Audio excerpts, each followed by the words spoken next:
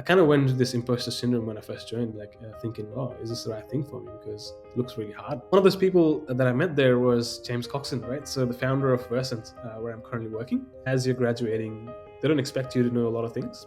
They liked my attitude. That was the reason they hired me. When I started, right, I did not know anything. So my biggest sort of friend then was, being able to communicate properly, being able to ask the right questions, being able to say, "Hey, I want to learn this. Can I pay with you?" Without putting yourself out there, you're not gonna be able to adopt and change. Is it fair to say that meeting James changed your life somehow?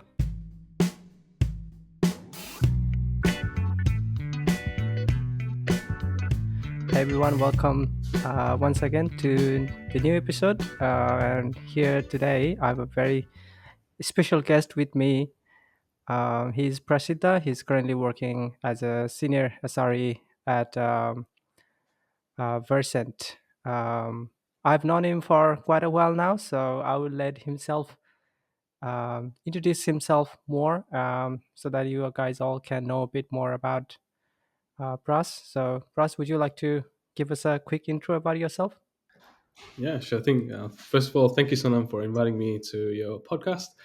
And hopefully, my journey to where I am today as an SRE will be inspiring to my fellow engineers who are, who are probably starting out in the industry or who have already started but trying to look for a better role where they can grow in terms of their career. And so thank you again, Sonam, for this opportunity. In terms of myself, my name is Prasiddha Bista, Pras for short. Everyone calls me Pras, and I've been in the IT industry for like 6 years now. I started my career like as a help desk support engineer, but I quickly transitioned into being a software engineer when I got this opportunity. A little bit of background to share of how I got started into IT. In terms of my family background, I've always been around computers because my dad, when I was really small, he used to travel to the States, to Dubai, where he used to work for these companies. As he used to have different roles actually. He used to wear different hats in terms of sometimes he used to work as a civil engineer designing different things. Sometimes he used to work as a systems administrator for these companies. So because back then there was probably not a lot of standards in terms of how companies operated. So he used to wear a lot of hats. But whenever he used to come back, obviously he used to bring his computers in, and he used to teach us a few things that he knew about computers. He could actually break a whole computer down and reconstruct it. So he was good at both hardware and also sort of software back in Yeah. those days. And we're talking about 90s. So, when, especially where we come from back in Nepal, there wasn't a lot of computers or there wasn't a lot of hype back then in Nepal. So he also started back then a company in Nepal called Stardust. I still remember that, where he used to teach other people how to uh, make a computer from scratch. And he also used to teach people how to use software like PowerPoint, like simple applications like Microsoft Word, because back in the days, even that was really a scarcity where people, they didn't Yeah. have computers in their houses, and they used to go to these cyber cafes like Stardust, where they could use a computer either to play games or either to learn different things like software, like basic software, not even complex software like we use today to build things. Simple software like Microsoft Word to write an article or a letter, or PowerPoint to draw a simple design, right? So these were big things back then. So I was always around computers, but and back in 2000s, my parents sort of came to Australia, and we were still there. Me and my younger brother, we were still back in Nepal. So we were in hostel, so boys' hostel for like 8 to 10 years, I think. So, and when my parents were here, so I was obviously away from sort of computers or anything like that. So, and then I started developing my love for being a pilot. So because the school that I was in, Paragon, was right next to the airport, I used to see a lot of planes coming in and out the whole day, and I really admired, how planes flew back then. So I was like, oh, I want to be a pilot. Being seeing planes fly in and out like 10 times a day. That's what I saw, and I think that's what I sort of captured. I was like, oh, that's really interesting because I couldn't see really what was outside. What other things were available for me when I was in a hostel. And being in a boys' hostel, you don't really talk about innovative things, and talk about future a lot, especially when you're that young, right? You're probably a lot mischievous, and I was, yeah, I was one of those guys where just less a lot of fun, not thinking about future a lot, and I was all over the place. So yeah, and then wanted to be a pilot. When we came here in 2012, we came here in 2012, me and my younger brother. When I first came here, um, I was lucky enough to be a temporary resident because of my parents. So I didn't have to go through all the student visa loops, obviously, to then get my temporary resident and then PR. So I skipped a lot of those things, and thanks to my parents because they were here earlier. And so the benefit of that was I got the opportunity to work full time, so I could work full time. But in terms of studies, my parents wanted me to do civil engineering when I first came here. So I was in UTS for like a year, but that's something I didn't want to do, and it was pretty expensive when I first came here. And because we were temporary residents, you still had to pay a full fee because only if you're a permanent resident you pay like half the fee of what international students pay, right? So even if you're a temporary Yeah. resident, you still Yeah. pay sort of full fees. So the first year, I worked three jobs. I did cleaning, I did dishwashing, I used to work in an ice cream shop. I think I just get really tired, like working three jobs, going to uni to study. It just didn't make sense to me, right? Because I was always tired. I was always working over, like always working hard, and like all I earned at the end of the day was all going to the fees. So I was just paying off my fees and stuff for the uni, and I wasn't really learning a lot because I was mostly working and I was always tired, things like that. So I knew it wasn't going to work for me. So I kind of dropped out after a year, and because because of those things, it was expensive. I was spending a lot of time and all the money there. But the next thing I did was like, oh, I'm going to go be a pilot. So, so in Bankstown here in Sydney, you can actually go and learn how to fly, and you can do that slowly. As in, you can just pay for your class per day. Like you can book like two classes per week, where you get like 1 hour of theory, 1 hour of flight time with the instructor. So I started doing that, and but I kid you not, that was also really really expensive. So it started from anywhere from between $300 to $500 per flight, and spending that twice a week, that was really really expensive as well. But I really loved it, the joy of being able to fly a plane, like sitting on the cockpit next, because he gave me controls in the training sort of area. So I used to be able to make the turns, see how a stall worked, where I actually passed out because I couldn't take the g-force. It was quite fun. So I did about Yeah. 30 to 40 hours of sort of flight time there, Hmm. but it was getting quite expensive as well again, and I sort of had to drop out from flight training as well because I maxed out my credit card. I'm trying to cover up all those flight hours, and not just flight hours, because you have to do a lot of medical examination for your eyes, your ears. There's different doctors that you have to visit. You have to do a radiology exam as well every sort of few months. So you have to do a lot of exams. You have to do a lot of fitness tests every few months to keep up, to be able to fly. So there's a lot of hidden costs involved as well. And obviously I chose something that was going to be even more expensive for me. So that also didn't make sense. Right. Long story short, after that, I was like, okay, well, I've spent quite a bit of time and money trying to do different things, and none of those have worked out for me. So, and then I finally listened to what my dad had always been telling me to do, IT, right? I was like, I should probably do it. And then what I found was in TAFE, you had this course, Bachelor's of Information Technology, but it focused on network security. The interesting bit there was, in order to even get enrolled into this course, you had to go do an interview with the course coordinator or something, which was David and TAFE back then. That was quite interesting because that's Right. really got me into it. Because when I went into interview, he asked me also this question. I had to actually prepare. I was like, oh, why do I want to do this?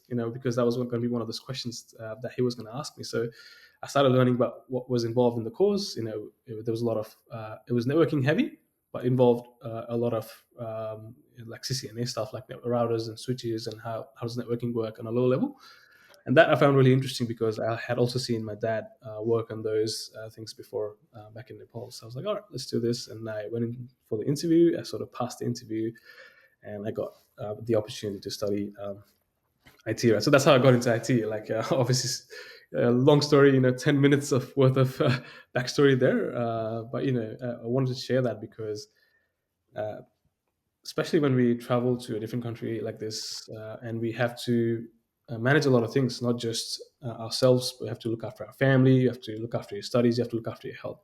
So, what you might have thought you want to be back in Nepal, or whenever you were growing up, might not be the same, or you might not end up being following that career, because things change, circumstances change. If I had if I was able to support myself, I would probably be a pilot today, because that's where I really felt passionate when I was studying it. When I was able to fly a plane, right? It was the most Yeah. passionate thing that I did, right? So, but due to the circumstances, due to the conditions that I was going through, I ended up following a career in IT, and it's not a bad thing, because it's actually gone up to be the best thing that's worked out for me, because right now, I'm in a sort of good company, in a good position. I'm happy with what I do. I wake up every day and I get to work with an amazing team, get to solve real world problems, which I really like. And it's not static, because every day we're solving new problems, we're thinking about new things, which really gets me going, and I really like that as well, right? So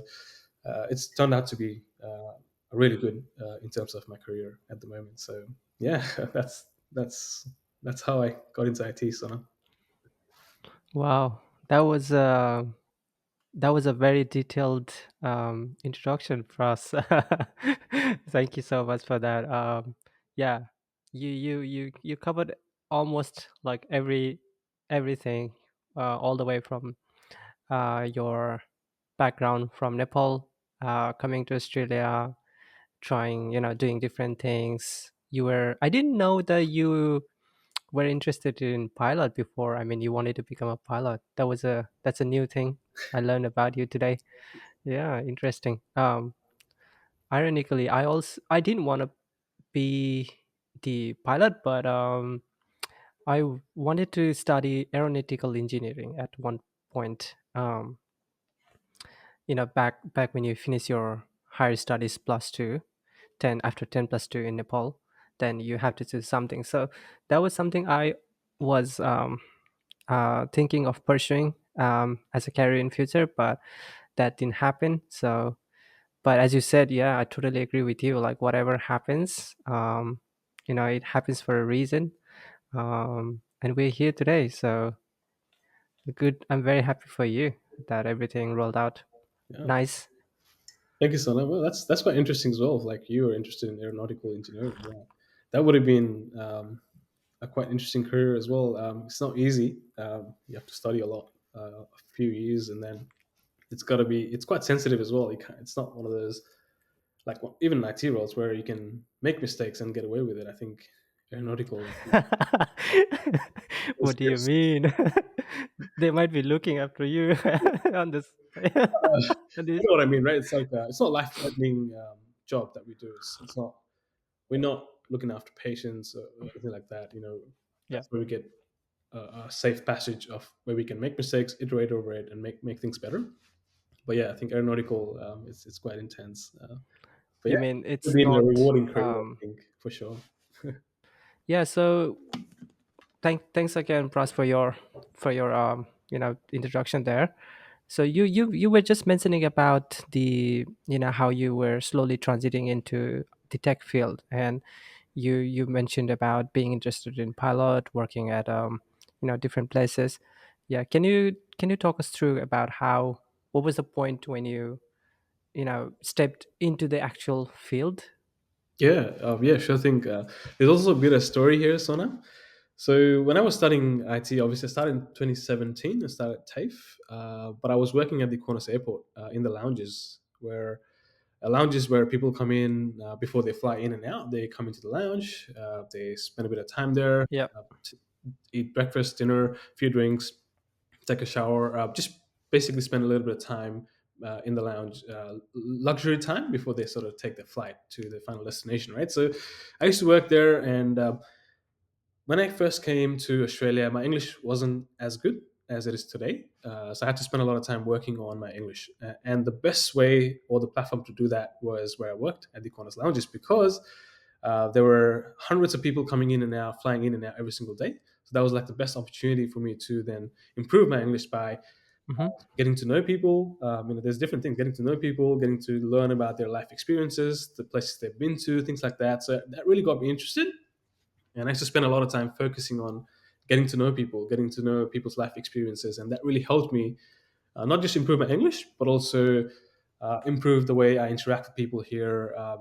Um, Increase my emotional intelligence, like being able to understand how people uh, uh, like speak about different things, like because it's all different. When if you go to different places, people might say something about, but it might mean something else.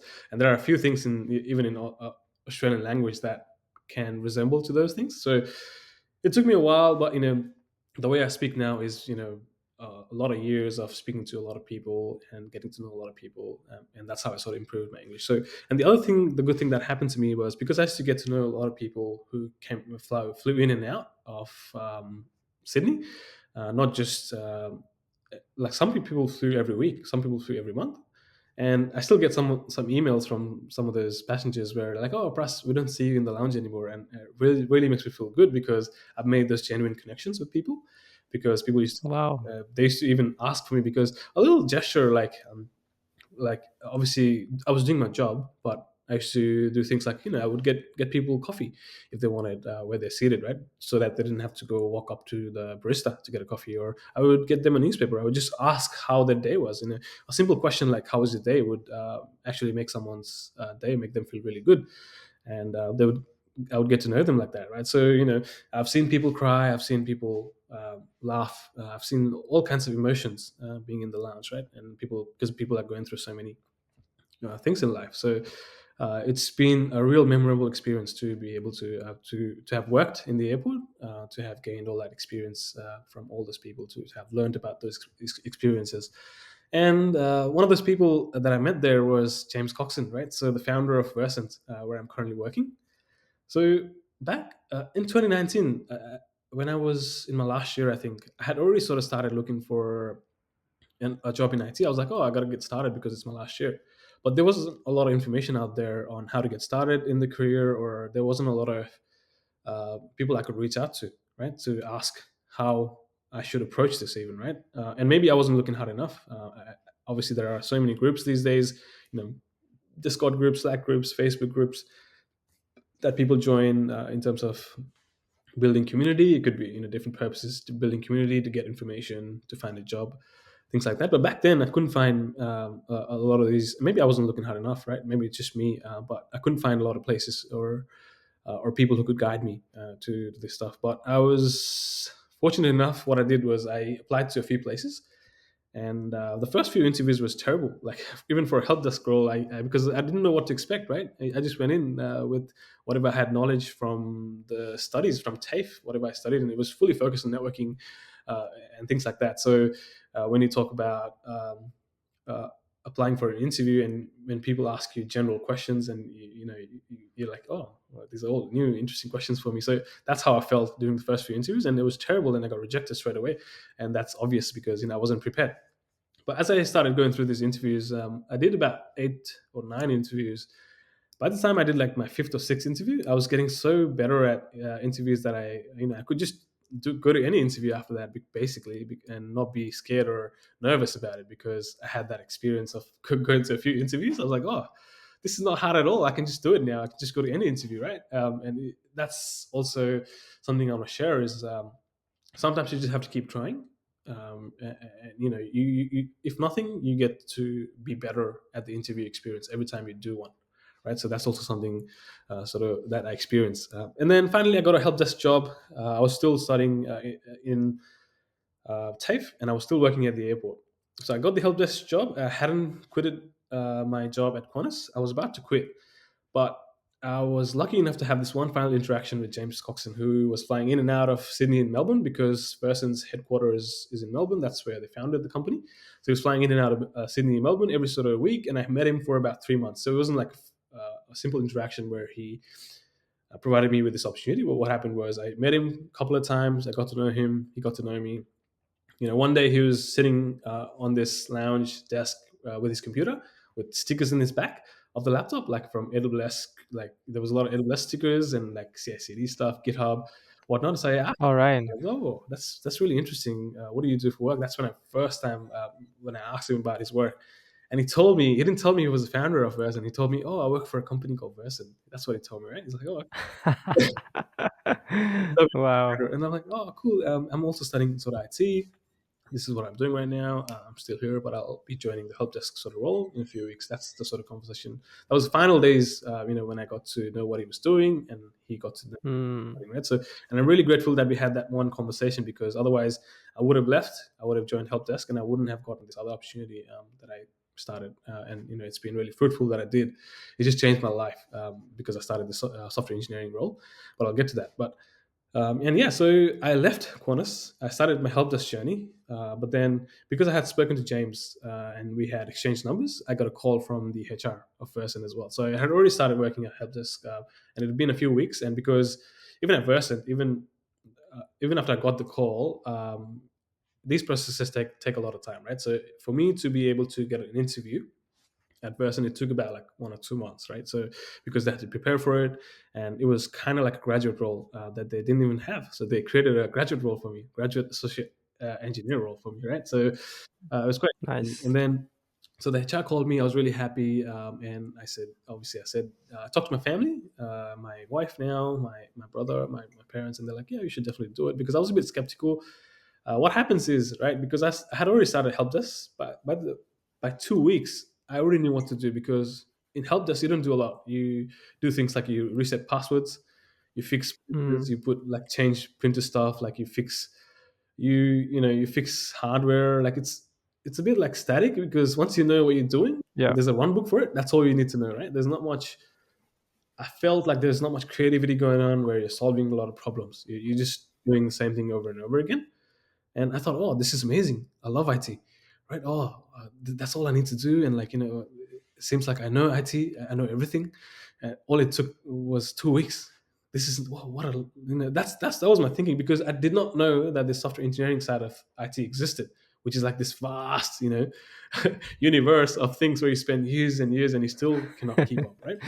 So I was like, oh, I'm perfect. I know everything. Why would I even join software engineering? That's why I had to talk to my family, and my family pushed me to actually go to that interview. I was like, you got to do it, because it's a better role and whatnot. I'm like, no, I know everything. I don't need to go apply to another role, but I'm glad I did, right? So that's when I went into, so because even though James recommended me for Versant, I had to go through uh, 3 interviews and a coding test as well, like, which is really simple. Thank God, because I didn't know how to code. And even then, I got help from one of the Versant guys. But I had to go through a behavioral interview with some of the principles of the Versant. I had to go through a coding test, and I had to go through um, uh, a final sort of interview with the founders and the principal about, like, my role and what to sort of expect and if I wanted to do it. So it was a bunch of interviews and a simple coding test where I had to do something in Python, like create a simple calculator or something. But it was pretty easy. So they just wanted, because they knew at the end of the day, even the companies know that as you're graduating, they don't expect you to know a lot of things, because Yeah. studying in uni can be a lot different to what you see at work. And it was kind of like Yeah. that for me. I had to start from scratch as well, so they didn't give me anything hard. So yeah, they really liked me. Obviously, the main factor here was they liked my attitude. That was the reason they hired me, because I had this big question of, why is everyone supporting me? Why does everyone want me to do good here? Because I wasn't used to as well to be in a situation where everyone wants me to do really well. Like, I had never had been in such a situation. There's always, everywhere else you work, and it's been a different culture, right? But at Versant, everyone just wanted me to do well, and even throughout the interview process, I knew that everyone sort of wanted me to work there, like, because they were not being hard at me at all. They knew where I came from, Yeah. and they asked me simple questions and things like that, just to basically understand who I was as a person, if I was going to be able to be work in a team, and if I was a good fit for the culture, right? So that's what they really wanted to know from me in the initial sort of interviews. And yeah, I think sort of fit in, because I also asked the same question to the founder after I got hired. I'm like, why did he give me this opportunity? Because this is really really generous. And he's told me the same thing. It's because of my attitude, and he saw that I had this willingness to do attitude, and so he wanted to give me this opportunity. So I was like, oh, that really really meant a lot to me because I got this opportunity. So yeah, and that's how I left. In about 3 months of working in help desk, I left the help desk job. Obviously, the manager there wasn't happy because he wanted me to be there for at least 6 months. But I didn't want to miss this opportunity. And that's when I really started to know, okay, software engineering is quite big. You got to be able to code. You got to be able to know about different processes, agile, waterfall. You have to be able to coordinate with teams. It's not just about me, and you're solving different problems every day. So it's very different, right? So yeah, and when I joined Verscent, I was full of trauma because I looked at what people worked on every single day that I went into the office. Like it was full screen of red and white colored code, code base that I used to work on in Visual Studio Code. And for me, it didn't make no sense because even though I studied Python in TAFE, it wasn't very constructive, or I wasn't good at it because it was basically theory that we studied, and I don't think studying theory for programming really helps you, right? So I had to start over, right? Everything I learned, I looked at like AWS Cloud because Versant was mainly focused on AWS Cloud before, and now they're diverging. But I looked at AWS. It was like a zoo for me. I looked at programming Python. I'm like, oh, everything's hard, right? So I kind of went into this imposter syndrome when I first joined, like thinking, oh, is this the right thing for me? Because it looks really hard. I thought I knew everything about IT, but look at me. I know nothing. Welcome to The reality changed for you. yeah, yeah. So yeah, long story short, Sonam. So there's a bit of I was lucky. I was able to sort of make genuine connections with people. Someone saw the right attitude in me to give me this opportunity. So there's a lot of mix, a lot of things, right? So for me to start in this sort of software engineering journey. So there's been a lot of a lot of people, a lot of emotions that has flown into this, and it's really worked out for me, right? At Versant, because I'm still here, I'm still working 6 years Yeah. after I'm still at Versant. I started as an associate engineer, and now I've gone Mm. associate engineer to an engineer to a senior engineer to now an SRE. So senior SRE. So it's been quite a journey, and being able to stay in just one company and grow so much, it's quite rare because you see people jump companies to be able to see such a growth. But for me, because I've got this amazing team and a good culture, and I'm always growing, right? So if you're growing like every single day, there's no sort of for me, there's never been a case that I've had to switch just yet. But because every day I get to work with amazing people, and I love what I do, solving problems for our customers. So yeah, yeah, that's quite a bit of journey. Yeah. That sounds so interesting. Is it fair to say that meeting James while you were working at an airport doing a casual job changed your life somehow? Is it fair to say that? Yeah, yeah, it's definitely changed everything for me. Like the way because where I was before, where I didn't have a clear direction of where I was going. And if you think where I was going to go, like a help desk engineer, I don't know if I would ever follow the software engineering career. I would probably still be working as help, and it's not bad if I was still working as help desk engineer, but it sort of limits your growth uh, when you get to a certain level. You don't see a lot of growth, right? Because you're doing the same stuff over and over again. There's not much of problem solving going on. So I wouldn't, because I wasn't aware of any of this on the other side of about software engineering journey. I wouldn't, if I didn't follow this trajectory, I wouldn't know, and I wouldn't know that there's a big opportunity here because not just financially, software engineering careers pay really really well. So yeah, I'm in a good salary right now, and makes it keeps I can support my family. I can buy things that I want to. I'm not restricted. In Obviously, it's hard right now with everything going up and things like that, interest rates. But at least I'm really grateful that I can support my family and I can still do things that I want to do. So that would be different, right? If I was still doing help desk or something else. So, of course, like 100%, that one opportunity that James gave me has changed everything for me because, like I said, not just financially, but as a person, I've grown as a person dramatically as well, because Yeah. working in a team with professional engineers every single day changes the way you think, changes the way you do things, and that also applies to your personal life, because think about solving a problem for work. There's a general process where you break down problems into smaller pieces. You have to be able to resolve conflicts with different teams.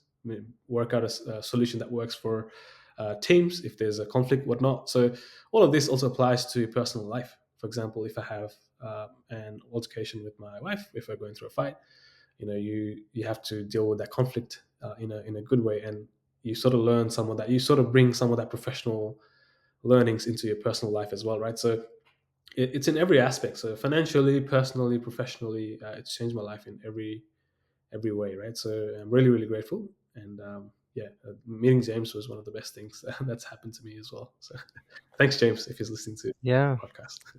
Yeah, shout out to James. And also, I feel like when you after hearing your story, yeah, after hearing your story, I feel like I mean, it's all your attitude, your hard work meets luck, I would say. Because we not probably a lot of people, try grab the opportunity. Not a lot of people have the right mindset that you gotta be friendly, you gotta help people, and then you get something back, right? So that's what you did to a lot of people while you were working there. You just had a simple gesture, as you said, and something could happen to you as well. So yeah, we can definitely see this. Um, also it reminds me that referral is also one of the best things on how you can get into the industry, as someone whom you knew for almost like couple of months, interacting with them, and then later getting hired into their own company. So that's a very interesting scenario. All right, so thanks for sharing that, Pras. Yeah, I wanted to get to understand a bit more about what do you do now as a your day-to-day life. What is SRE? What kind of tools and technologies do you use? How is it working as an SRE for you? Yeah, I've been working as a developer before SRE for nearly 5 years, and I just started my SRE sort of journey. And as a developer, you mostly focus on shipping stuff, like building features and making sure that you've got your tests and everything else, and then you're just making sure that that gets deployed into production. What an SRE does, what our role, and it could mean different things for different companies. Obviously, large scale organizations like Google and Facebook, they probably have a fleet of SREs that do different roles and things. But in a startup like Verscent, that it was, and it's a medium sort of company now, it could mean a totally different thing. It could mean that you're a developer and you're also an SRE. So it could mean that you wear different hats. But for me, right now, so I've transitioned into this SRE role in the same team. So before as a developer, and now as an SRE. So before I used to only work on shipping stuff. I used to deliver stuff, and then someone else or an SRE team would then make sure that that's shipped into production and that's working for all our customers. So currently, I focus on a few different things. So deployments, like I just said. So making sure every time a developer pushes their feature or a fix, making sure that we do production deployments every 2 weeks. Every 2 weeks is so everything that's been developed in that 2 weeks period, we then, as an SRE, we take all of those features, and then we push to production and make sure all the customers get those features or fixes. The other thing I look at in the platform is the sort of the operational health of the platform. So how are different services working? What are some of the metrics telling us about the services? Like availability, how available is the service? Like what's the error budget? What's the error rate for any service that we have? What's the latency of some of these services and things like that? So we have different dashboards that we can monitor these metrics from. And what we do as an SRE is, if we, for example, if a developer has just pushed a feature that they might think is a feature, but then that has slowed down some of the other services. We can obviously see that in our dashboards that there's been an increase in latency, there's a few more errors, things like that. And what we do as an SRE is that we obviously get alerts. We then go and talk to the respective teams. We let them know that this is causing an issue so they can fix it. That's the other thing. So surfacing issues, and then there could be incidents. thank God there hasn't been many P1 incidents, but there's been a couple. But whenever these incidents occur, you have engineers jump on a call, you look at the issue, you try and resolve the issue. But then there's also post incident reviews. You have to create root cause analysis documents, things like that. So we take care of all of that as an SRE, and we create that report and we share that with the stakeholders and also with the customers, because customers also want RCAs done, because they're like, hey, what happened to your service? It was down for like X number of minutes. We need a report that tells us exactly what happened. So we have to produce a report for our customers as well. And then there's obviously things like continuous improvement, right? So there's still, I can see that there are so many manual processes that we have to go through every day as an SRE. And if we're able to automate some of those, that makes life of an SRE easier. We get a lot of time back on our day.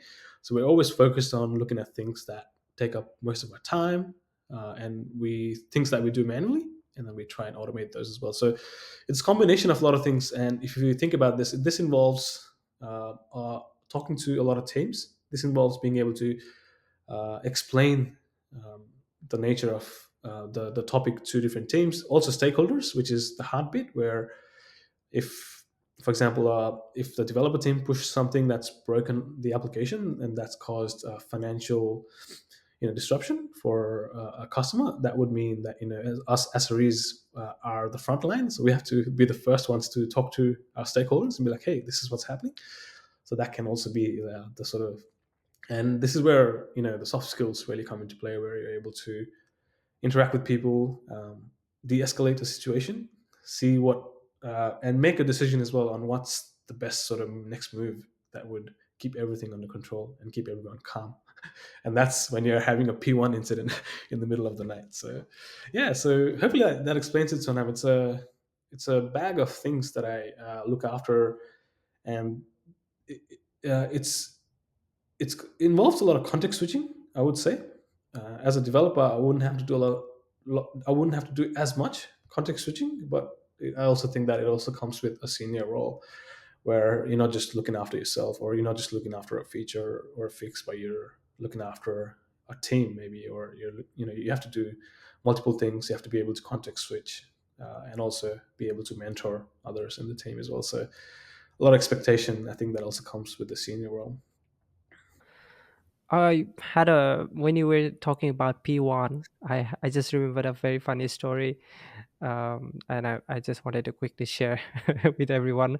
So for those who are not aware, P1 is a priority, like a top level priority. Is that correct? Right? Just to confirm. Yeah. Yeah. So I was not aware of that. I had to raise an issue in one of our dashboards softwares within our company, and I thought. It's not a big priority, so I will just say I'll put P1, because what my assumption was, P1 is the lowest, and then the more you go, like 2, 3, 4, 5, that would be the highest priority. So I put every in the P1, and then my manager, he got message from the team who look after the priorities. They were like, oh, what is this? Is this what's going on? Is this like urgent priority or everything? They were they were so much interested into knowing it. So, and then the manager, he came later to me, and then he explained to me, this is the top level, and to say if it's not, put it into P3 or P4. So Yeah. yeah, that's a very funny. Yeah, you learn the hard um way what the priorities are. Yeah, yeah. definitely, because P1 Yeah. just wakes everyone up. For us, P1 is, so someone goes up to Jira and they create a P1 ticket that triggers a page duty thing that calls everyone who's on call, sets up a Zoom link, sets up a Slack channel. It does a lot of automation. There's a lot of automation for it. Sets up a Slack channel, puts Wow. a Zoom link in there, literally Mm. calls everyone. Pages duty calls everyone, phones everyone, wakes you up, and wants you to go to that channel and look at what's happening. So it brings everyone together. So like 8 to 10 people, including stakeholders, get added to that channel, and then we got to start investigating it. So it's pretty intense P1. But if it's a P3 or P4, like I said, yeah, no one's gonna get woken up. So that would be a ticket, and then someone would wake up, or because our team is actually around the globe now. So there's someone in the UK working in the UK time zone. There's someone in the US working in the US time zone. Someone would pick it up eventually, right? So it wouldn't be someone waking you up in the middle of the night. Yeah. Yeah. um with that, you know, you said that there's a lot of soft skills that's required: communications, talking to different teams. Um, can you walk us through how important is, has been soft skills for you as a developer, um, or is it more required now being in a SRE role, or in general, is it something that's absolutely necessary? How do you see that? Yeah, so maybe let's just define soft skills first. Soft skills, you could define it as personal attributes or traits that everyone possesses, but it could be all different. It's subjective, it could be different from person to person. So it's things like empathy, having empathy for someone, or being able to communicate properly. Things like we talked about, being able to de-escalate a situation, communicating properly. There's creativity, there's teamwork. There's a lot of there's a lot of these other things that define who you are as a person, but you can't really um, put a number to them on, like, how good you are with them. So you can't really see or feel them. It's intangible and it's subjective, right? So it's subjective because it differs from person to person, right? So that's sort of what soft skills is, and it's very, very important, right? Not just when you're starting your journey, or not just in professional life, also in personal life, and not just when you're growing, but I guess it's important, like, all the time. Because let me give you an example, right? Like, when I first started as an associate, everyone knew that I didn't know a lot. Like, the people who hired me knew that I didn't know a lot of programming, that I didn't know a lot of cloud, but they were able to, they trusted me. They gave me time. They gave me like 1 year to just study and like break things and just do stuff. Right. So there's two things to it though. There's the culture also matters, the way you are. So obviously, if you're working in a place where the culture is not that great, um, not doesn't matter how good you are in soft skills, it might not work. So it also matters where you work, and the team culture. But when I started, right, I did not know anything. So my biggest sort of friend then was, being able to communicate properly, being able to ask the right questions, being able to say, "Hey, I want to learn this. Can I pay with you?" Right. So communication was really, really important. So being able to then get to know others, like, being able to get to know others genuinely is a soft skill. So asking about their day, asking about, so if someone's having a baby, congratulating them. If someone's birthday, just wishing them happy birthday, and meaning it, right? Not just for the sake of it. So that's also another soft skill. So, and I really, because now you can start connecting things. So now, right? So I used to work at the airport. I love talking to people. Because I love the way I made genuine connection with people, that I'm still in contact with. I took the same thing to Verscent. Right? I took the same thing and I started talking to people. I started getting to know people, and because and people who know Verscent in the initial days, it's just the culture there was unmatched. I'm so grateful that I got to see a startup culture where everyone was valued. Everyone, like, being able to work with these professional engineers who are not just good at coding, but they're also amazing people to work with. They would listen to me, no matter how weird or difficult question I had. They would always spend time talking to me. There were people, like, during my first weeks, engineers who would come up to me, be every single day, and be like, "Hey, Pras, how you going? Do you want me to show you something? Do you want me to teach you something?" There was people like that, and being able to see that culture, experience that culture, was actually unsettling for me in the initial days, because I wasn't used to it. Right? I was like, "Oh, what is this? Everyone's so nice to me. Everyone wants to teach me." I used to think, "What do they want?" Because I always had this feeling where if people give you something, they also want something, but that wasn't true, right? Because everyone just wanted to genuinely help me, but because I've never experienced such a good culture, I've never been in a place where I was valued, I was respected, even though I did not know nothing, right? I'm like this guy who doesn't know nothing. People are coming up to me, "Hey, Pras, would you like to learn something? Hey, how you going?" Like, giving me all that respect. It was like, oh, unreal, right? So that culture really mattered a lot. But then, because I had that opportunity, because I had that platform, I really got along with people. I really got along with engineers, and I started pairing with everyone. I started asking questions, the right questions. I started raising my hand wherever I could. As a junior, that's the best thing you can do, where you can be like, "Hey, I want to take on this task. I want to see, even if I don't know, I will learn. I'll figure it out." Things like that. I used to do a lot of that. I used to create run books, things like senior engineers didn't like to do, like creating a run book or whatever. I used to do it for them, and you know helping them out, right? So helping them out, and in return, they would teach me coding. They would, enhance my skills and help me learn a lot more about cloud or programming or whatever.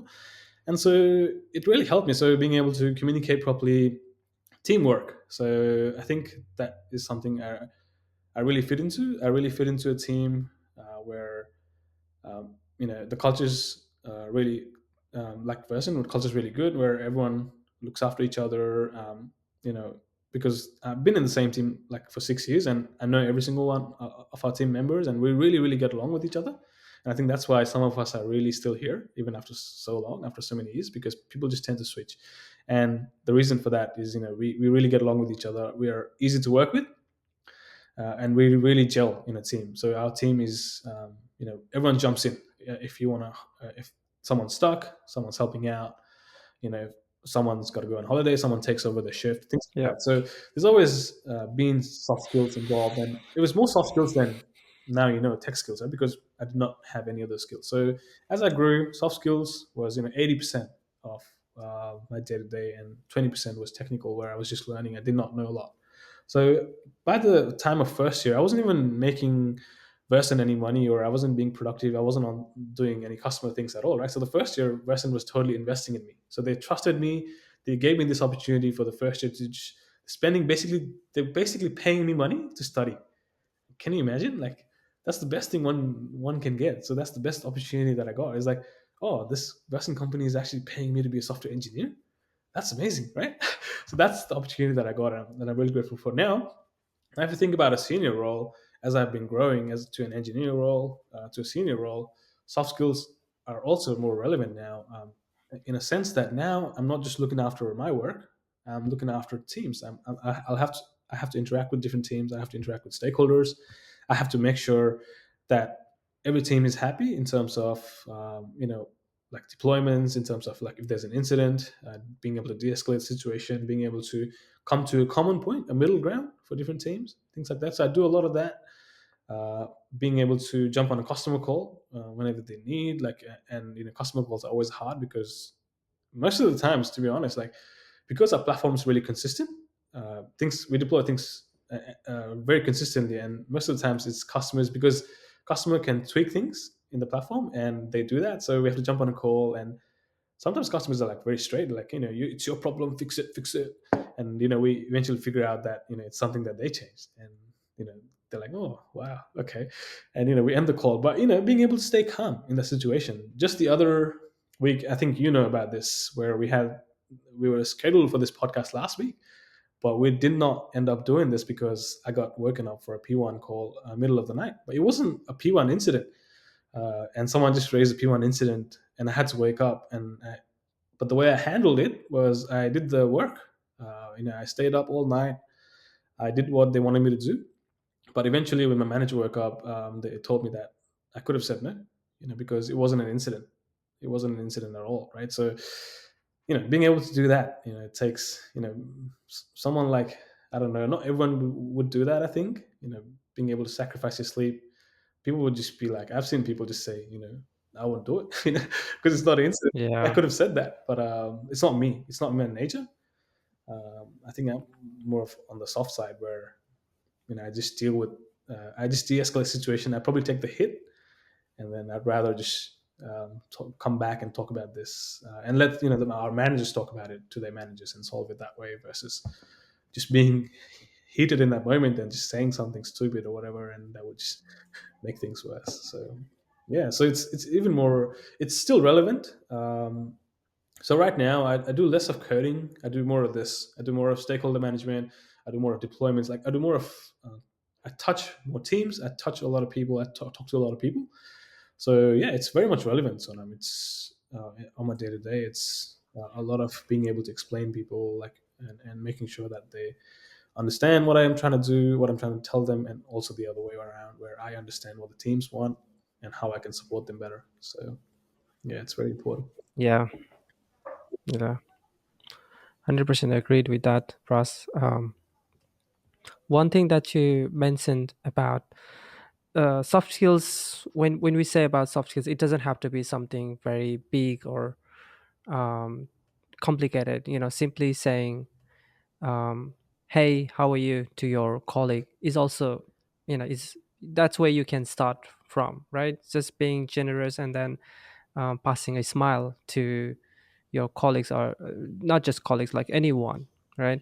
And technical skills, obviously you have to have that, but this is something, um, like even in your case, you got an complete and almost a year of time to improve, to grow, as a technically competent person. But that was all possible for you, that was all given for you because of your, having good soft skills, talking to people, showing them that you are genuinely interested, someone who wants to make a career on this field, someone who is learning, being able to show all those kind of things to the, say, management team, was the it looks, for me, it looks like that's the most important thing of, because of that thing, you got the opportunity to work there, take the time to grow your as a technically.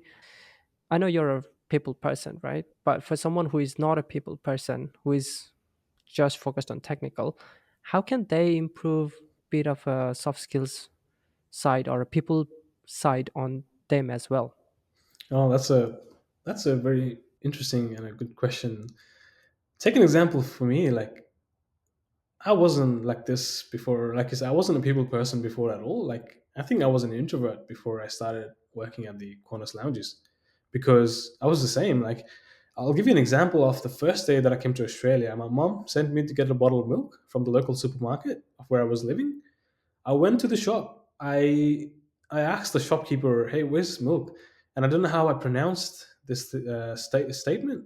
He shouted at me, "What?" That's what he said to me. And I said, "Hey, where can I find milk?" And he repeated the same thing. "Hey, what?"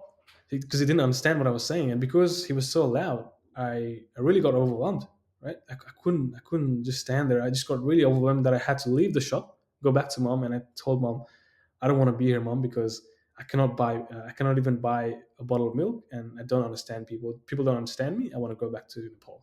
That was my first day, right? So, and from there to where I am today, like, it's just I'm a totally different person, right? And it was because I took the steps, right? Initially, I was like, all right, I'm already here now. I gotta get used to the Australian culture. I gotta get used to how to talk to people if I'm gonna be here, right? So I had to change my mentality. And because when I was working at the airport, I actually focused on just talking to people, like all the time, just talking to people. And think about people like who've just come to Australia, for example. You're not going to be working in IT initially, maybe, but if take an example of if you're working for as a barista, right, you don't have to. People generally do different things like cleaning, dishwashing, whatever. But I think I would recommend people doing customer facing roles, right? Like being a retail assistant or being a barista, because then you get to interact with people, right? You have to put yourself out there, is this sort of simple way of saying this, because without putting yourself out there, you're not going to be able to adopt and change, but you have to do it because it's a totally different country. You cannot live the same way you used to live in Nepal, because it's a different country, it's a different culture. You have to adopt, right? In order to be able to fit in the community, fit in the workplace, and everything else, you have to adopt. It's just natural to be able to do that, right? Because everything is different here.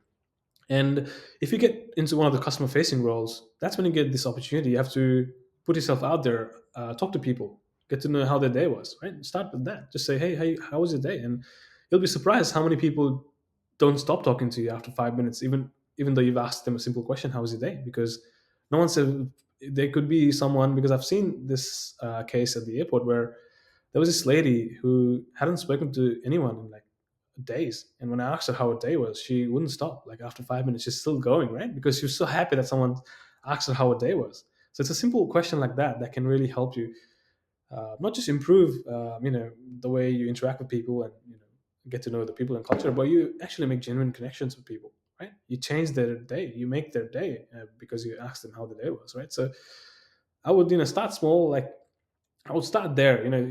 There's no way you can escape this. You have to adopt, right? So in order to adopt, you have to put yourself out there, and it doesn't mean you have to throw yourself out there and like go crazy. But what I mean is like start interacting with people, get to know what the culture is like, and go to different meetups.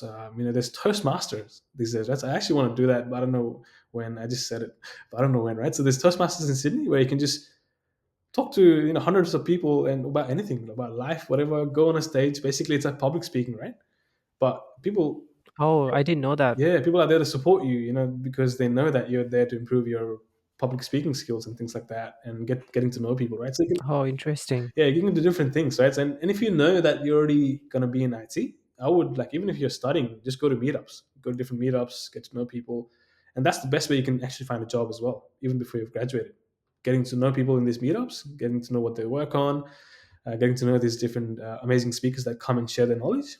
Just get to know them, add them on LinkedIn, talk to them about your story, and if they see that you are, you have the right attitude, like James did for me, that's all you need, right? You just need, sometimes, like you said, a referral really helps. So, if you get such a referral while you're studying without having to do all the hard work after finishing your studies to go through, recruiters trying to, that's the best way to get a job, right? What a story. Like me, and someone else can come to your podcast on them and share their story about this. So yeah, it's just, yeah, I think that's just different ways, that people can look at this, and just putting yourself out there and starting small, it will really help. Like, it'll just change your life, and not just in terms of, yeah, fitting in the culture, but opening up different opportunities and getting to know people with their real life experiences. So that's much more valuable as well. Yeah. One thing I take away from here is you have to be genuinely interested, right? While you're speaking, just don't be fake just because you want to improve your speaking or soft skills in general, or just because for the sake of talking to people. Just be genuine and being interested in them, ask genuine questions. um, as you said, there are, if you can, try to find customer service roles where you can interact with people, but unfortunately that might not be the case, right, for a lot of people, because especially coming from Nepal, and then finding casual jobs is pretty hard when you're working as a when you're a student, and then you have to support yourselves. So you gotta find whatever the work that you do. But even with that roles, try to come up with, within, even within your colleagues, let's say, interact with them, right? So yeah, that's interesting. So now let's go back a little bit. And the Yep. to add there, Sonam, yeah, I think the environment also matters. Like you just highlighted, where so the group of people that you interact with every day, colleagues, whether it be people that really affects or changes the way you think as well. So being able to find people, for example, if you're interested in IT, being able to find people in that career and being friends with them, I think that would also, making surrounding yourself with people, who have a similar vision to you, I think will also help, right? So because then uh, you're talking about those things all the time. You're talking about the future. You're talking about technology all the time. So it changes the way you think. It changes your perspective as well. So yeah, also being in the right environment, surrounded by the right people, also makes a lot of difference. Yeah. Yeah, and now coming to that point of being surrounded with the right set of mindset, and people like yourself. um, so I'll tell you a story. Maybe I will come to the point about the community. Why is it important, or how can you be part of some community? But before that, I'll probably, let's give our audience how we came to know each other, because it's a very very interesting story for me. um, we reached, I mean, we got to know each other from LinkedIn. um, right, that's I think it was back in 2020, maybe I 2020. think, yeah. Yeah, I think it was around 2020. You messaged me on LinkedIn, Yeah. and then since then we've become, it wasn't like we became friends straight away, right? It took for us a couple of months first to actually even meet up, and then slowly get to know each other, and then we're now good friends. So can you share us about the what was the reason that like if you're okay with it, like you messaged me, right? So there was a purpose behind it. Yeah. Can you share about that? Yeah, yeah. So it's a bit of background on that. So we have this Slack group now, which obviously you're part of as well. We call it Explorers. The reason I messaged you was to invite you to join the group.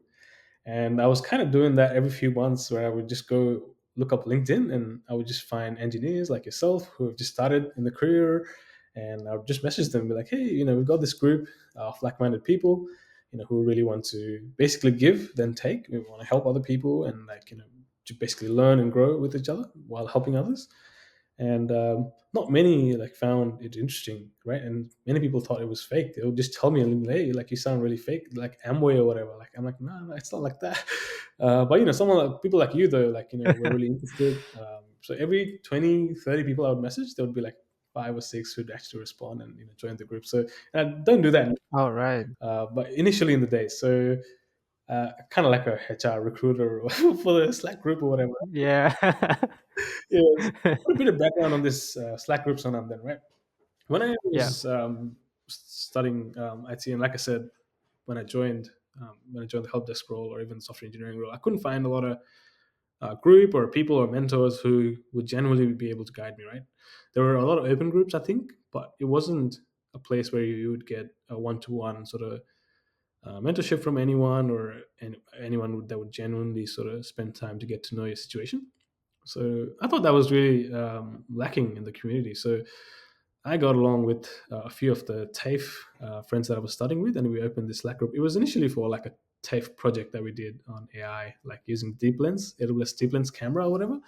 But then eventually we just used that Slack group then to invite other people, like-minded people, to then people who we could grow with, people who we could sort of share what we've just learned, been through, to get the roles that we were into. So the other friends that I was studying at TAFE with, they got into Amazon even while they were studying in their last year. So that was a story of their own, right? So being able to get into a FANG company like Amazon while they're still studying the Yeah. last year is quite a interesting journey as well. So, and then even they were like, they didn't have a lot of help when they started. So that was generally the reason that we wanted to keep this Slack group going, where I wanted people like us to basically just what we do generally, right? So in this group, as you know, is we mostly spend our time with uh, you know with other people who are maybe looking for a role, who are maybe looking for a better role in the industry, or who are just starting out and they don't know a lot about what to expect.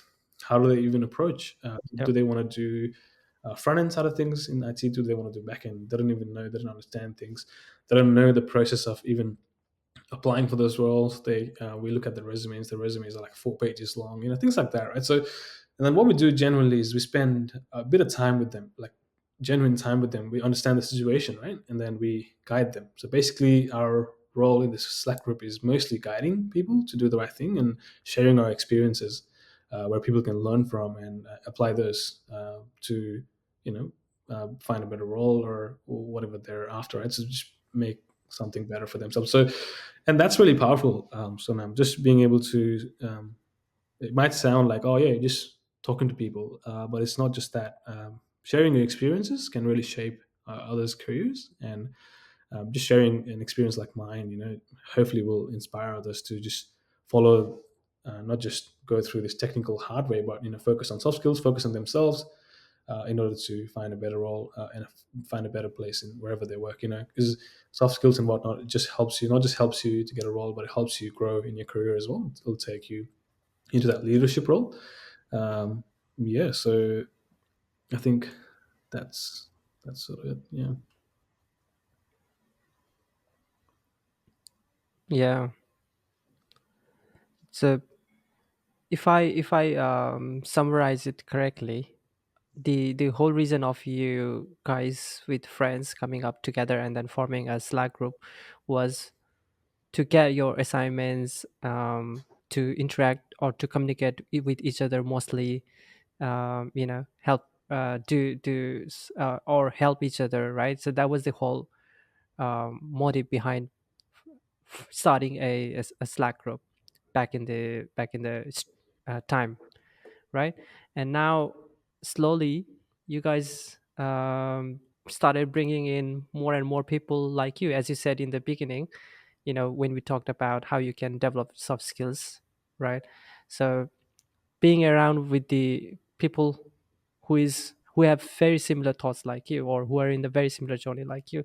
So um I've always been very much fascinated with the idea of you, directly going to the LinkedIn and researching or looking for people who are in the, in the professional, or even the students, right?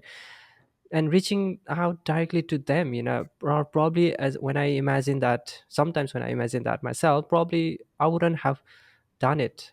I would probably, okay, we have got a bunch of friends here, why do we need to care for others, right? That might come to a lot of people, but then you guys were, no, we need to bring more Nepalese tech people like us, and then start helping each other, right? So that was a very that's a very genuinely very good initiative, I mean, good approach.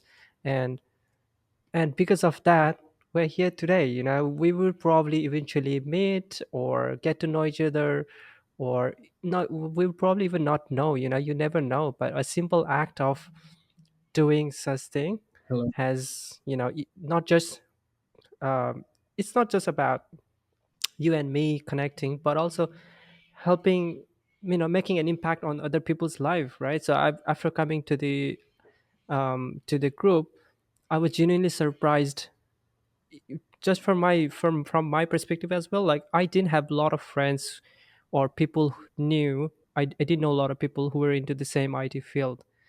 And after coming there and seeing people from different backgrounds, like backend or DevOps, networking, security, people in different companies over the Sydney or Melbourne, or as you said, some of them in Amazon, right? Seeing such a collaboration, helping each other, um, and in a non-selfish way, like, with without expecting anything back, doing meetups.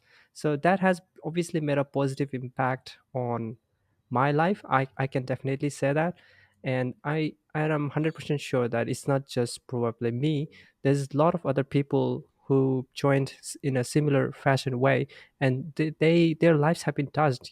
We have made a genuine connections in the group. So I really, really appreciate and want to thank you for doing that, Pras, because in the beginning, when I've already shared this story a couple of times to some of our friends in the group, because when I first received the message, I was like, I was not sure. I thought, is this genuine, or can this be fake? So, but still, I thought I would give it a try and see what is going on, and now we're here. So very, would like to thank you again, once again for that, Bros. No, thank you, Sonam, and thank you to you as well, because it's a group effort. It's not just me, especially right now. Everyone like yourself, me, there are others as well who jump in every now and then, and sort of contribute wherever they can. So it's definitely a group effort to get this going. And like you said, Sonam, yeah, someone there's a good saying from someone famous where they say that the greatest thing a human can do uh, to achieve the greatest amount of satisfaction is to be able to help others. And I think that's 100% true, because I have felt that many times. Just by being able to spend a little bit of time and guiding someone, if they can then implement changes and actually get to where they want to get to, which we've seen with a couple of people in the group, has been life changing for them, but also life changing for me, because it fills my heart. It makes me happy. It gives me a whole lot of satisfaction than anything else has ever given me, right? Because I'm actually serving a human, and the humans, you know, benefited from what I have done in sort of my career and experience. So that's the greatest thing one can do, and we do that. We haven't done this in a large scale, so that's also important to call out. We're not a group where we can help hundreds of people at once. We don't have that capacity anyway. We only have, although the group is about 200 people, there are about 10, 20 of us who are genuinely actively helping others at any given time. So so far we can say that at least we've been able to help 15 to 20 people, where all sorts of journey, where someone, they've been trying to look for a job first time, like the graduate role, where people have been trying to switch roles because the culture isn't great, where people have learned how to negotiate salary from each other.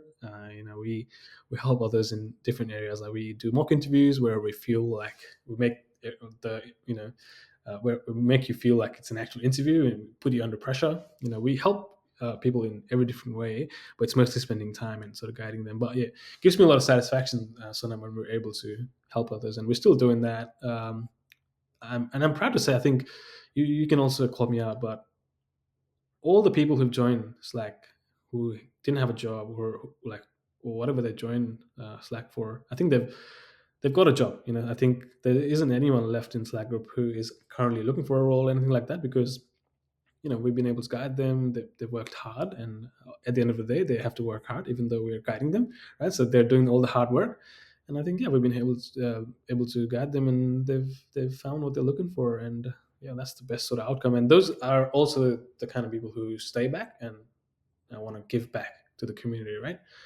Um, and I forgot to mention that one of the other reasons that I started the Slack group was because, and because I asked James when he hired me, I was like, "Why did you hire me?" And he told me it was because of my attitude, right? So, and he always told me, and every time I saw him, I used to be like, "Hey, thank you, James." And he used to always tell me, "Nah, don't thank me. Always pass it on to someone else who needs it." Right. So that was the other thing that's really ingrained into me now, and I really, really follow that. And it's always in my heart that I really want to be able to pass it back to someone else, and that's what I do, right? I am actively pairing with 5 of the explorers right now every week, where I spend like half an hour with each of them, teaching them programming, whatever, things like that. Someone, I'm just like guiding them through their role. Someone who just wants to switch a role because their culture isn't great. So I'm just like pairing with multiple people wherever I can, and I just want to give back to as many people as I can. And yeah, it's and the reason I am like this is because of all my experiences, and because of the people I've met, and it's all shaped me to be who I am today, right? And that's why, like you said, we don't expect anything back, and that is also one of the genuine reasons our group is unique, because every other group that you join, obviously there are hundreds of groups, but I think where it becomes unique, our group, is because we genuinely help people, and we don't expect anything in return. Like there's nothing that we expect. There's nothing monetizing, or like no, we just don't expect anything from anyone. We just give back. That's all we do. So yeah, very proud of what we've got here in the group. So no.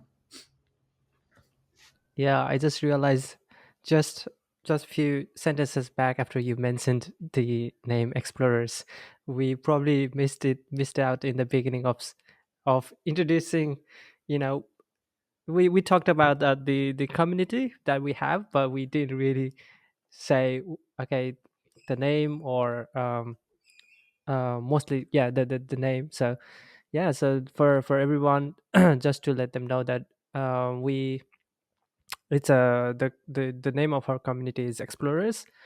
Is there any specific meaning or reason behind the name, Pras? I just wanted to, it just came up on my mind, like if there's any funny story or anything. No, no, it was just basically when we were trying to decide, come up with a name. At the time, we were, other friends and I that was studying in TAFE. We were all basically exploring things, right? So we didn't know what we were gonna do. We didn't know about our careers. We Yeah. didn't know about software engineering. Like it was just everything was just pretty like cloudy for us. So we were kind of like explorers wandering in the clouds, trying to figure out what's going on. So that's how we came up with the name Explorers, because that's kind of what we were. It's like we're exploring the journey of tech. We don't know a lot, and yeah, we just wanted to keep it relevant. And I think it's kind of relevant still, right? Because we're all exploring, we're all learning from each other. Yeah, I think definitely. it's one of the best names we chose. I feel like I really like it now. Yeah, it definitely resonates with me, especially in our field. We are always exploring. We have been in the industry for a couple of years, um, but there's always something new, and there's always something, not just about the tech, but the challenges, what you worked maybe last month or even last week. There's obviously a bunch of things that are repeated, but the challenges, the problems that you get is always unique from the regular times. So, and we go research something. So there you go. Like we're always exploring. I wanted to ask you one more thing, Pras. Obviously, there's we talked about what we do as a community, right? Was there anything memorable that has stand out for you so far in terms of, you know, being someone's getting a job, or um, going out, hanging, meeting, making genuine connections, or anything that has made you proud, anything? Yeah, I think there's two of us in Explorers who I've seen completely change their life. So a particular one, I don't want to name people, but she was extreme introvert. She did not know how to communicate properly as well. Like during the initial days, she was very confused about where she wanted to go in terms of career and things like that. But because we were able to guide her through the whole process, she actually changed completely. She's a totally different person now. You can never tell that she was an introvert, because she's completely dramatically changed herself to be this person who's now able to communicate properly, gets along with teams. She's got her, I think she's leading her own team now. So so I've seen like at least two of these cases where people have, I think, completely transformed themselves, and that sort of relates to me as well, because I've come from a similar trajectory where I've, I could totally call myself an introvert, but now people call me an extrovert. I think, right? So, how do you go from being an introvert to an extrovert? Well, someone like me, you just throw yourself to be into the deep end and be an extrovert that way, or you can take it slow, but you know so I think those are the moments where I feel really proud. Back to the saying where it gave me the Yeah. greatest sort of satisfaction, and that's why I keep doing it as well. Right, the more lives I can sort of change and sort of affect in a good way, I'd be more than happy to keep giving back to the community. And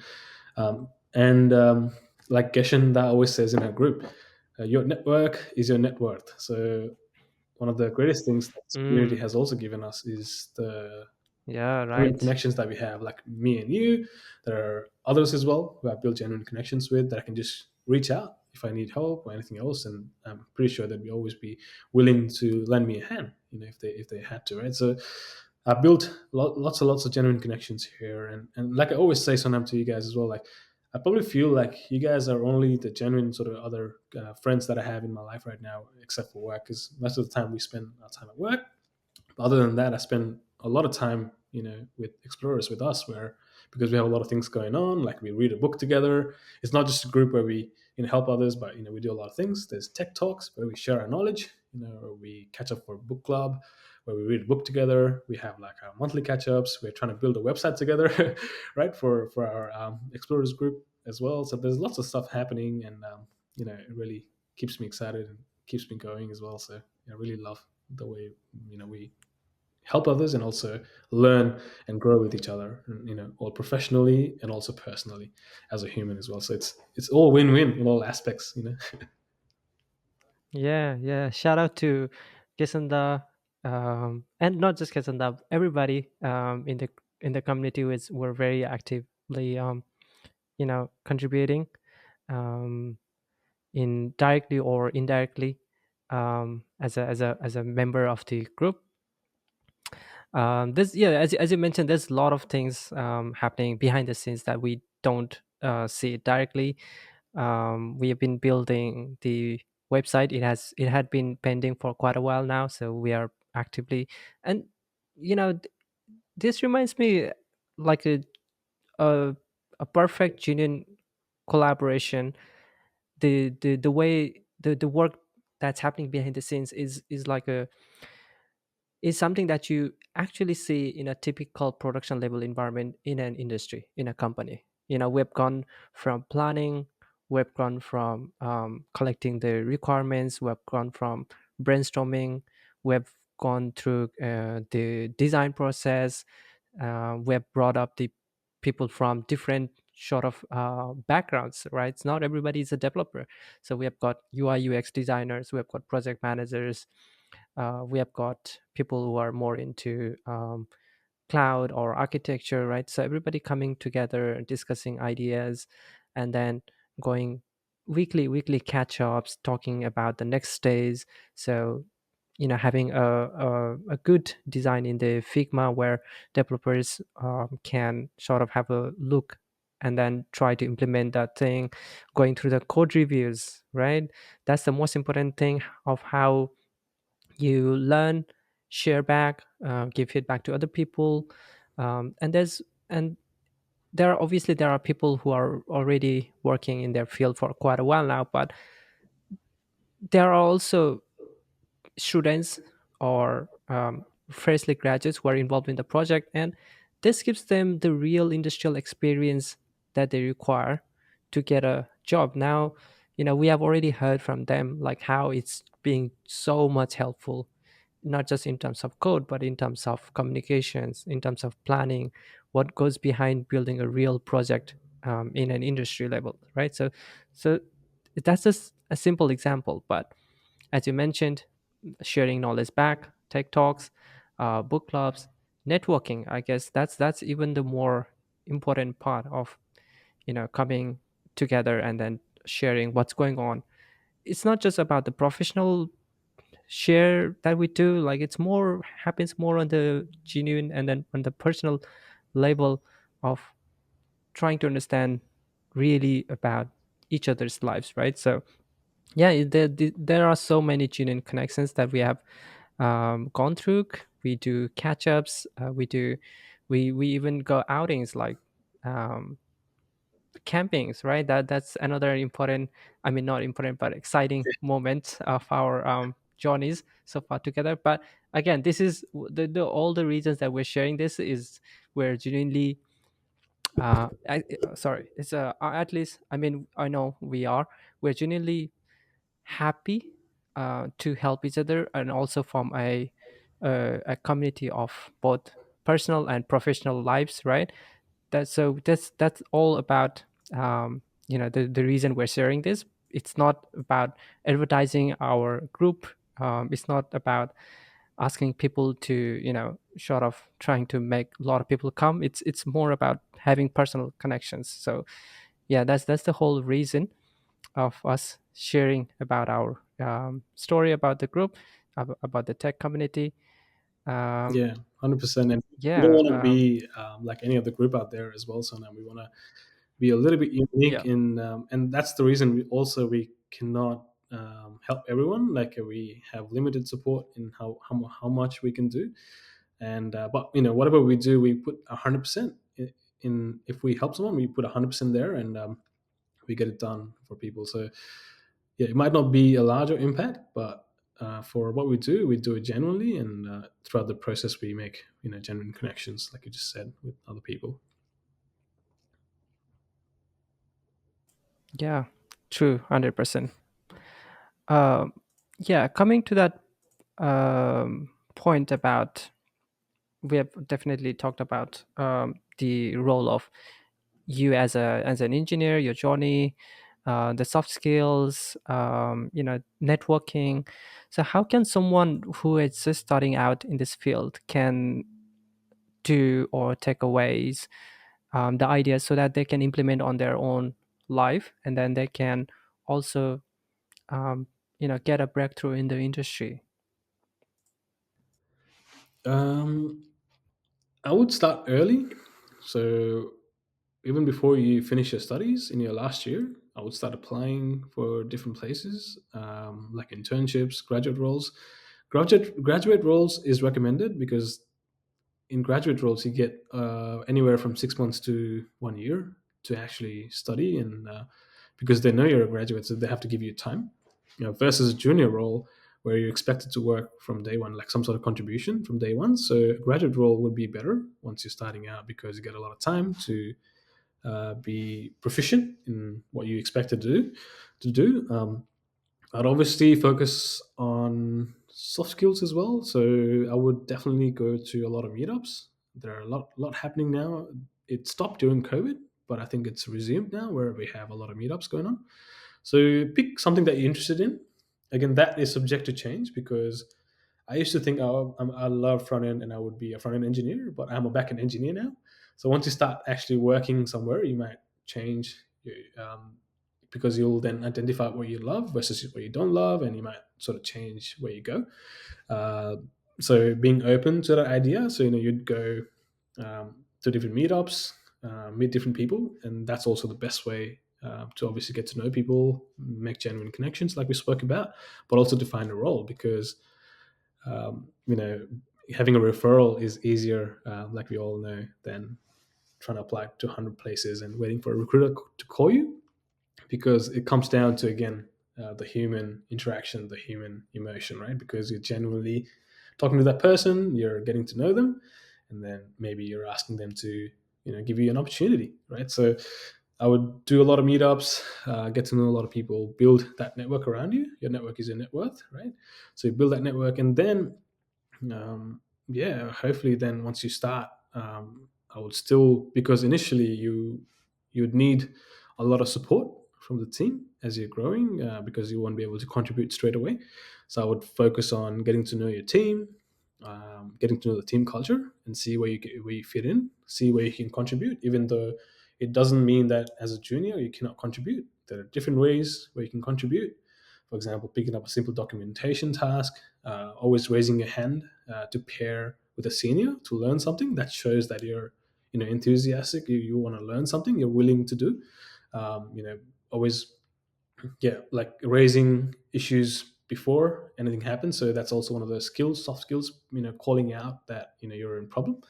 If you get stuck or something, yeah, asking for help, communicating early is the right word.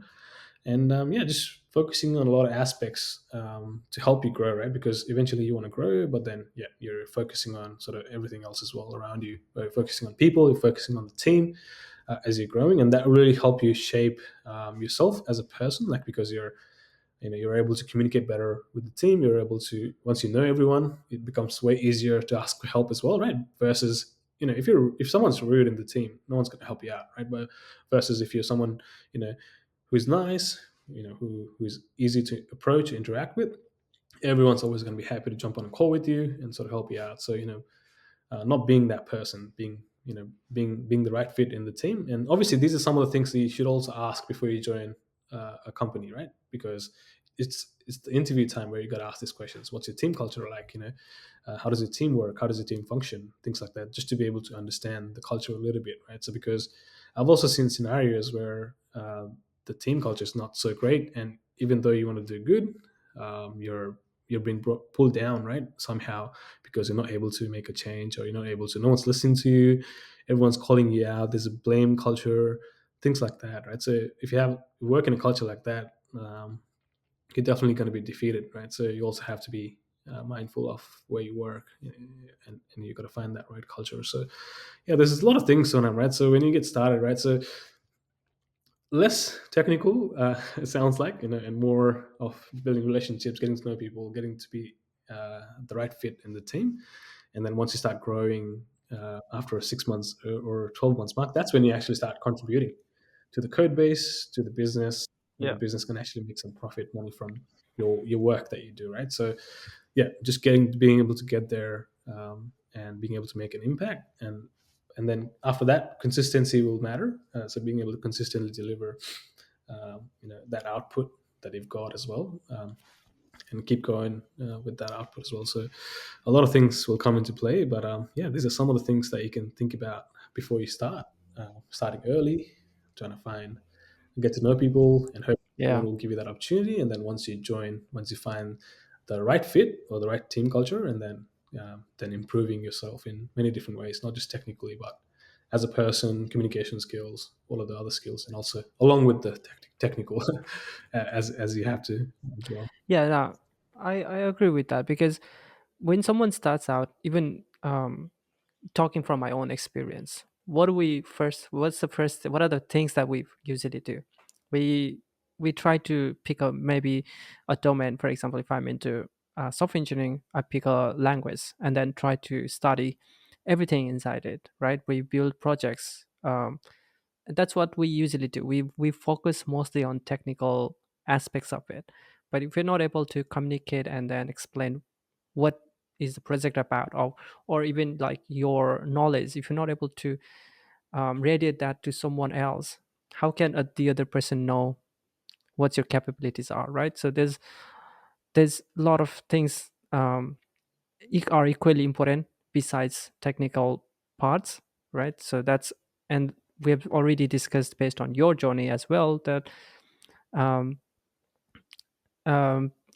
reaching out to other people and then being able to communicate and explain that to other people, showing that you're genuinely interested, has also helped people to, you know, be forward or have a grow in their career. Um, yeah, so that's uh, that's a very interesting summarization. Yeah, so fine. I think we're almost. Oh, you're on mute, Pras. You're on mute, Pras. Oh, sorry. Yeah, just to add to your point, That's okay. to talk about the technical side of things, because I only touch base on the soft skills and stuff. Obviously, there's a lot of things you can focus on the technical bit where because once you get to know people, ask them how your resume looks like, and is it an industry fit, right? Ask people to look at your LinkedIn profile because that's some of the things that we do in Explorers as well. We look at people's resumes. It should be one page, whatever. It should include key achievements in numbers, like 20% improvement in customer service, whatever. Things like that. Your LinkedIn should reflect, your projects, any achievements like certifications, things like that, and recommendation maybe from where you worked before. All of these things will also really, really help. But yeah, like you said, genuine connection, actually meeting people and getting to know them that way is sort of the best way still to find a job and to progress Yeah. initially. Yeah. Yeah. Yeah, we're towards the end of the episode. I've had very much fun talking to you, Pras. I had a final question. So I feel like I've already got to know the answer of what I'm gonna ask about, but I'm gonna ask you straight. I'm gonna ask you anyways. So what would you be? Where would you be if you were not in IT? And I kind of know the answer, but still I want to hear from you. Yeah, I think you already know the answer, son. If I would be able to support myself, I think I would be a pilot today.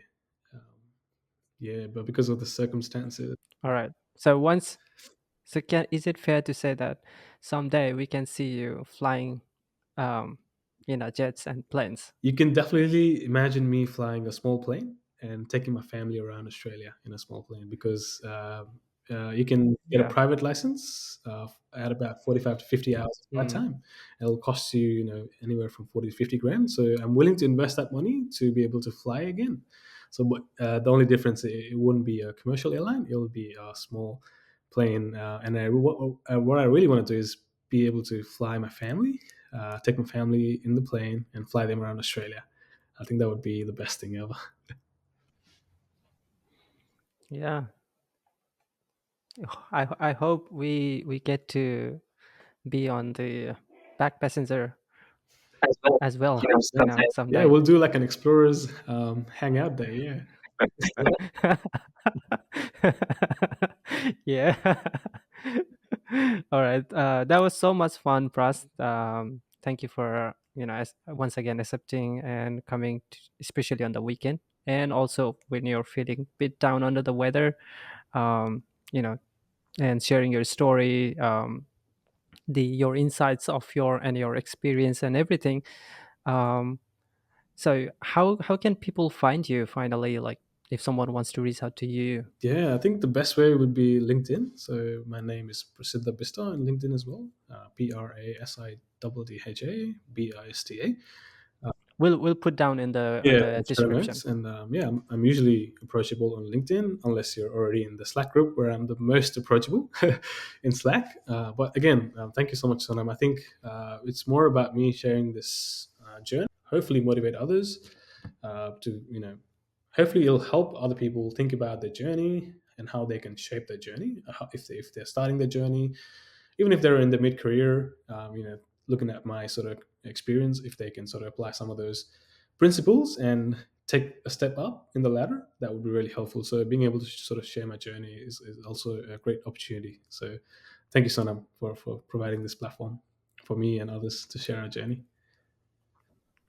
Yeah, no worries. That's the whole point of me getting excited about this idea and then bringing people um, from different domains and sharing their journey or their experience or their insights. I thought, there are even within my network, I've seen a lot of.